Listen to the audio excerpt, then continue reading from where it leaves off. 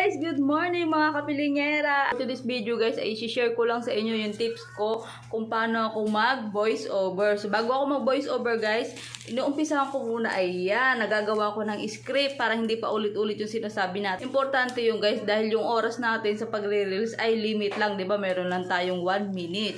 So yun, marami akong script guys. Ayan oh, sa notebook. Yan, scratch to ng mga anak ko. Diyan ako nagsusulat. Yan. Alam nyo guys, kwento ko ha. Minsan nga guys, gumagawa ako ng script. Tapos umalis kami. Naiwan ko ngayon dito sa lamesa yung script ko. Tapos yung anak ko kasi hindi namin kasama yung pag umaalis kami. Mag-iiwan ako ng note para sa kanya. Yung mga bilin ko baga patayin yung kalan, ganyan. Pag aalis siya, tatanggalin niya yung saksakan sa mga kuryente, sa electric pan, ganyan. Nagno-note ako guys. So ngayon, naiwan ko yung script ko dyan sa lamesa. Binasa niya, nagulat daw siya. Bakit daw yung kalabaw naging puti? Sabi niya, bakit kaya ganito yung note ni mama? Binasa niya pa daw ng buo yung ano ko, yung script ko. Kaya tawang-tawa siya. So, yun lang guys. Para sa akin, importante na meron kayong script bago kayo mag-voice over para hindi pa ulit-ulit yung sinasabi natin. Thank you guys. Bye-bye. Sana natutunan kayo. Ayan.